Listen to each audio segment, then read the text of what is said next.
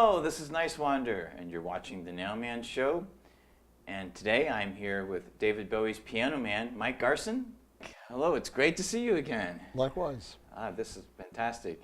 So a lot has happened, actually, since we were last in this room together. Was that about a year?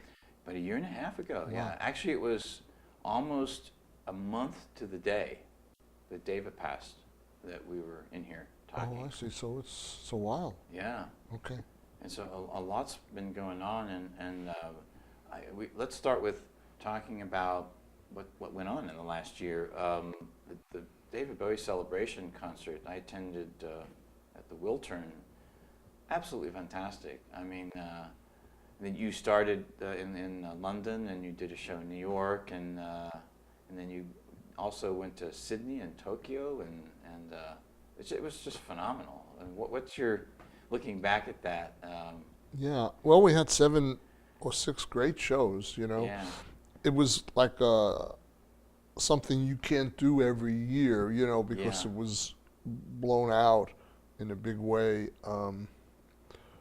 We worked with a producer named Scroat, who wasn't one of the alumni, but he's a guitarist, and he had this vision, and I brought in a bunch of the alumni, and we managed to have some great singers in each country, you know. So for example, in Japan we had a Japanese artist I never heard of that sells out 50,000 Wow. seats. So he came in and just sang Ziggy Stardust. And in Australia at the Sydney Opera House we had 3 or 4 amazing pop artists from there that, again, we don't know here, but that helped fill the audiences and bring David's music to them through their eyes. We had a wonderful female singer and 2 male singers. When we did the Wilton in Los Angeles, we had, I think, Perry Farrell and a bunch of people, but Sting was kind of a wild highlight both nights. He was supposed to come just one night. He liked it so much he came back, and he sang, I think, Lazarus, right? And he did Black Star And too. he did Black Star. He came out with his acoustic guitar and did like this classical thing. And I have to admit, I was sitting there going like, wow. I mean, I saw him play with the Police, you know, because I've seen him online a lot, but I was in awe of the performance. And I think you said something about, I didn't know if I was ever going to see this music played live. And I think I mentioned that, and in fact, in rehearsal, when he brought out the acoustic guitar, I actually went over to him and said, that's a great, cool thing you've done as an introduction on that. I mean, he's a real artist, and he delivered on those 2 songs, which are very hard to sing. very hard to sing, yeah. And I have to give credit to you working with the producer there at the show, because you had the string section, you had the brass section, and I think even on that content you had some of the choir, the mini choir in the background there. Mini choir, we had a bunch of horns. Yeah. I mean, there were times there were 100 people on stage, or 150. You know, Wow. it was a very special series of events, and the musicians from David's band, the alumni that I had worked with for many, many years were there, and that was really, really cool.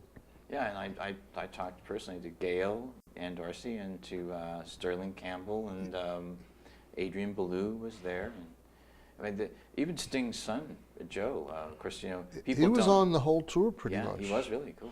He's a very good singer. He is really good. And he did a great job. And Adrian, of course, Yeah. we had never crossed paths, believe it or really? not. But I knew he was playing, and vice versa. And he's very, he has a smile that's very infectious on stage, and he kind of lights up the room in a very, I don't know what the word would be, just a very... Enigmatic, maybe? Maybe, yeah. It's almost a little geeky. Yeah, but you're yet right. it's You're right. it's just the joy of the music. I think he loves playing so much, and he's not tired of playing, which sometimes you do get with older musicians. And he emanated a certain light that was really, really good, and I'm sure I'll be doing more things with him, you know. Yeah, I noticed that too when I talked to him. Like, he reeked of geek. You know what I mean? And I'd never seen him play with Bowie, but I saw him play with King Crimson and Frank Zappa, and just phenomenal. I mean, yeah. guitar player. I mean, just so he's one of those naturals. He's natural, and he's also kind of like a scientist with his sounds and yeah. what he does, you know. So That's right. It's That's great. right. So that was really fun. And you got to work with some great singers too, like Gaby Moreno, and who's just Gaby beautiful. is amazing. Her voice, she can hit so many octaves. The way she sang 5 Years and Rock and Roll Suicide, she's a big talent. I've done a bunch of projects with her, and I'm still doing more with her. So I'm really happy we met, you know. Yeah. And there were some other ones that were great. I mean, we must have, well, who did we have in New York? In Living Color. You had them in New York? Wow. We had them in New York. Didn't Gary Oldman also? Gary Oldman we had in London, in Brixton. Yeah. He was great. So did you play in Brixton area too, like where Bowie's from? And that's the name, that's the hall that we played at also. It's like a 5,000 seater, and that's where David was born, I think, in that area. We also had the guy, Rossdale, what's his name? Gavin. Rossdale. Gavin. He was married to Gwen Stefani.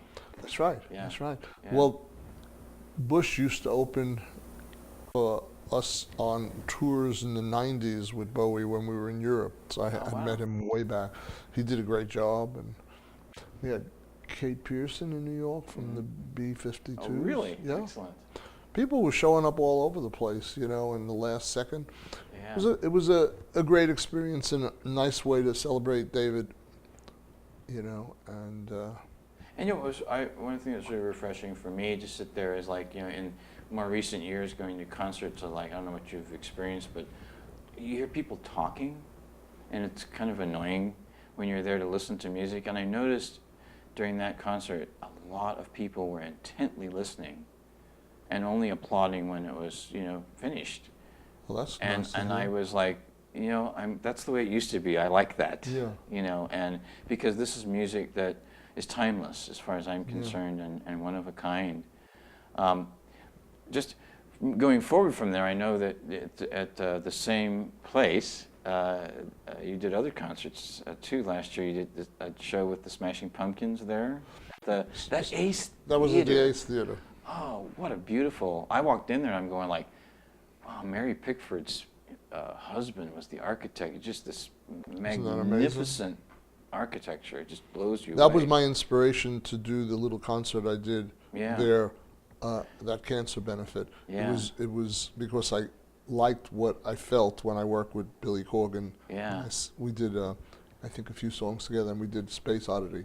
Oh, that's great. That's fantastic. Yeah, with the Pumpkins. That was nice. Yeah, very nice. And the Music Cares concert too. I mean, Which one? The Music Cares concert that you did with the band that had Gaby in it, and That had Gaby, and it had Holly. Holly was also in the show. And it had Brett Hoole. Both of those were on the Celebrating David Bowie, and we had what's her name? Jordis Unger. Yes. She was on The Voice and a bunch of those shows in the past. She had a very good voice. It was. I mean, I'm glad you stuck in those little surprises, because that really made it, you know, under pressure and imagine. What Wasn't a that kinda perfect cool? way to end. Yeah, that was great, fantastic, and a great cause, and just, you know, everything all put together there. We'll probably do another one of those in Philadelphia Oh, great! in probably in May. 'Cause that's where the two doctors work at the Children's Hospital. Those there. great doctors. Yeah, really nice guys. Wonderful guys. So we'll do probably one there. Fantastic. And, you know, you might even see some sort of another Celebrating David Bowie show up in January in Europe, and maybe February and March in the States. We're putting possibly something together for that. Oh, ongoing story. I love it. It'll I be love it. different, but it'll be interesting and great, you know. That's fantastic. Now let's do a little walk down memory lane again.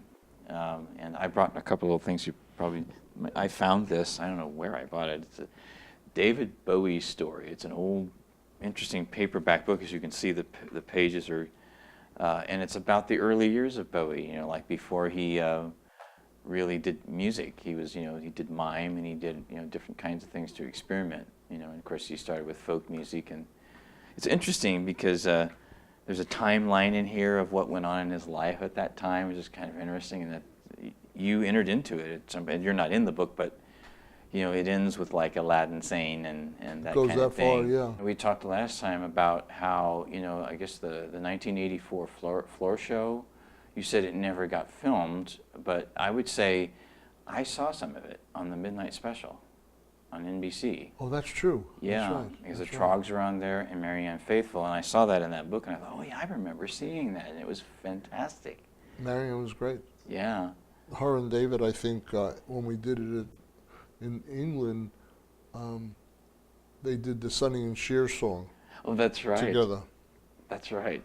I think I saw some footage of that. And see, that's the great thing about YouTube now is that we can go back and see all these great things. I was watching something last night with some BBC show. I think it was the reality tour, and you guys were doing a song from that album. It was a great show. Yeah. And It was just in a room that had 200 seats, maybe Yeah. 300 seats. I remember Lulu was there, Yeah. who I used to work with back in the Yeah. 70s, and Russell Crowe was there, Wow. and Meg Ryan was there, and the band was in rare form, Yes. and they put out a CD of that. Oh, really? Yeah, it's a 3 CD set because he had done the BBC in the late 60s, and now Right. we did it again. So he those tracks are on there, and the tracks that we did it would have been around 2000. Bowie won an award. It was on December 31st, I believe, 1973, because he actually had 5 albums in the charts at the same time for like 19 weeks. Amazing. So, not too many people have done that. I mean, that's on the level of the Beatles, of that Yeah. accomplished things like that. And then he, had a lot of singles that really surprised people. I don't know, you've had a chance to reflect back, but we talked a little bit the last time. But I'm sure you had many conversations, at dinner and on planes and limos and the back seat and, and when you went to work on the Outside album, obviously you got to meet people like Brian Eno and Ruz Gabrels and incredible group of musicians. Great musicians, yeah. And great album, by the way. You're all over it. One of the best albums. You know what? yeah. I love the Architect's Eyes. I don't know what that. great. I know. I love that, and your piano playing in that. And see, I'm a melody person. I really like melody, and Bowie is like on top of it there. There's a musician who co-wrote the song Outside with David Mm-hmm. named Kevin Armstrong, and I'm actually playing 6 concerts with him the end of November, doing a very short Aladdin Sane Tour. Wow. We're testing it out in England. Yes. And it's Kevin's playing guitar, so he is a Bowie alumni, but we weren't there at the same time. He wasn't at those recording sessions. He also played on Dancing in the Streets with the video with Mick Jagger. Mick Jagger Mm-hmm. and David and it's the Iggy Pop band currently. Yes. They're backing me up as we do the complete Aladdin Sane album. That's going to be The phenomenal. last 6 days of November over there, which kind of should be a lot of fun. And then if it's successful, we'll bring it to the States and Japan and Australia and different places as the year unfolds. I would love to see that, and I can never not see Aladdin Sane. I mean, I can watch you play that over and over and over because I know it's never exactly the same way twice, and I love that. No. There's no way I You could know. do the same thing. And I like being, I like watching Zappa for that very same reason. Because, it's like when he would play, he'd never play the same Never song the play same the way same. twice, Anyone who has the real jazz sensibility tends to like to create in the moment. Exactly. We all have our licks and our vocabulary, so it can't be so far away from it. But the fact that it's fresh, for me, is what makes the music enjoyable. Exactly. In my younger years, it was very younger years, I would play written music, and that had its own joy.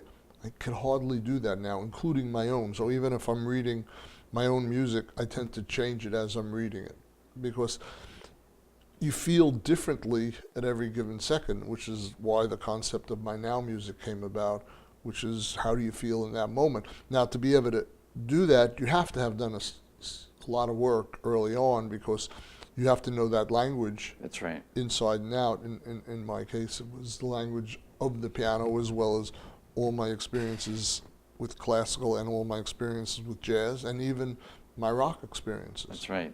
Going back to being in the back of a limousine and all that, last night I watched a movie called Bowie in Berlin. And I know that you never went to Berlin, but when you met Eno, obviously you saw the magic of the chemistry of those two guys working together, which is, you know, besides, I can't say there's a favorite era of Bowie for me. I like them all. But there was something about the Berlin era that just really like made me realize Bowie is so broad, you know, in what he's open to doing, that and it was an interesting film. I don't know if you had a chance to see it. I highly recommend it. But I'll check it out. I didn't see it. And I wondered, you know, if in the back seat of the car, you know, or at dinner, Bowie ever talked to you about going to Berlin, because at the time he was here in L.A., you know, he just finished Station to Station album, and he had a coke addiction, and there was a lot of things going on, and he just wanted to get out of here, basically, for a while, he and Iggy.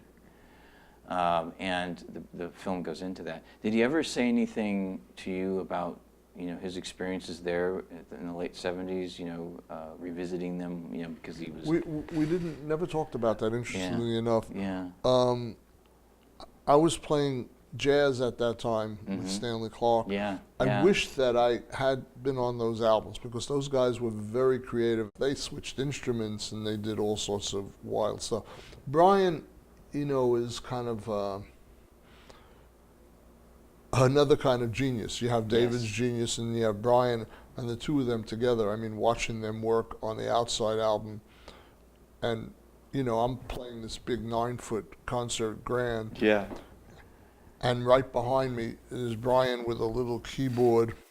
It was an old Yamaha DX7, which we played in the early 80s, and this is mid-90s. And he's got all these little boxes. There was a little music store right next door to the studio. And every day he'd buy another box and connect it to the DX7, and I'd be playing all this crazy virtuosic stuff with the piano and big sound, and all of a sudden I'd be hearing in my headphones, beep, beep, beep, beep, beep, beep.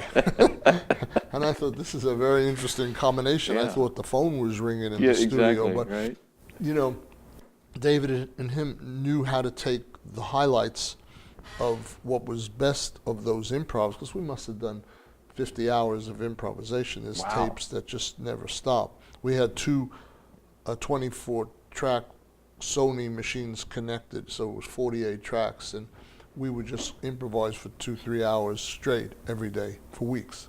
Wow. And then they put the album together from that material. We were supposed to do 3 albums. It was supposed to be a trilogy. Oh, really? Yeah. What happened is someone stole the tapes, and they put out these bootlegs of all these improvs. It's on the internet somewhere. Oh, wow. So it took the life out of it for David. But Brian and David, a few months before David passed, had talked about maybe trying to do the Outside trilogy again, because now 20 years had passed, or 18 years. It was always on his mind, and Brian's too.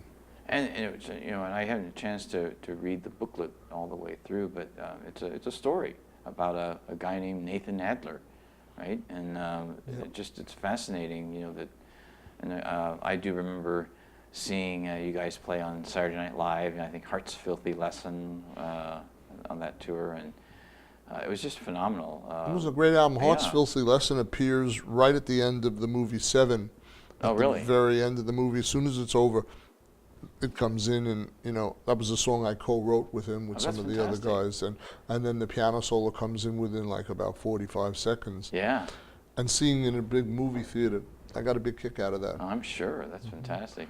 And there was some other stuff. What was the name of that artist that a movie was done at? It was a black painter, and he died early on of AIDS. Yes, Basquiat. Basquiat. Yes, he played Andy Warhol in that David movie. played Andy Warhol in that movie, and a lot of the music from Outside is in there. Oh, is it really? And specifically Small Plot of Land, which is really based around the piano and David. That's right. I do remember hearing that. Wild improv. Yeah. Sometimes I'll see like a royalty check for 4 cents come in from that, or 8 cents. Wow. They're not. Wow. It's because it's a bit of a cult film, so not many people saw it. But we saw the opening of it, David and I, and it's a great film. Yeah, I and that music was in there. Also, there was a some remixes of stuff from the same album, I'm Deranged, and, which was on that album that Trent Reznor did for the movie Lost Highway with Robert Blake.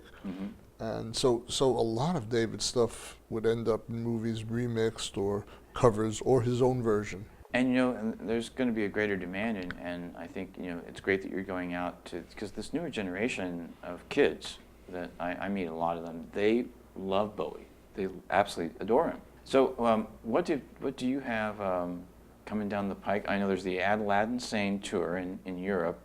What else can we expect?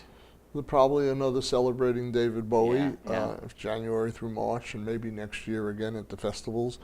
And I'm doing my normal local jazz concerts in different places. Yeah. I pop up to do that.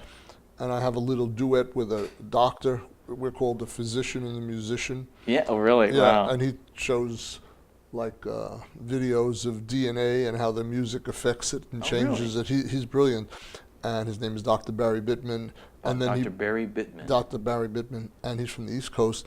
And then I'll play some piano stuff, and he actually invites the audience to sit around the piano at the end. I mean, it's a very great. impromptu. So we're doing something like that in the end of October. What else do I have going? Well, every day something else comes in. A few weeks ago, I played on a new album that'll be out for Perry Farrell. Yes. So Yeah. I played on his new album. That was being produced by Tony Visconti. So that is was it a really? great experience. So is Tony in town right now? He's not anymore, but we were in the studio a few Oh. weeks ago. Oh, And I hadn't wow. worked with him for a while in the studio. Yeah. This will be a great album. So there's a lot of things, again, because my life is kind of an improv, like my playing, out of nowhere things pop up. Like I'm going over later to see Iggy Pop. He's playing at Exposition today. There's a big festival this weekend, so I'm going to go see them because, like I said, that band with him is going to Yeah. be my band on Aladdin Sane Tour, so go say hello to the guys. Oh, that's right. He's at the FYF festival. That's right. Is it? Yeah, Mhm. yeah. That's I've never been to that, but that's great. That'd be Yeah. a great place for you guys to play next Maybe year. maybe next year, So So David, has affected so many generations, and his music was so wide.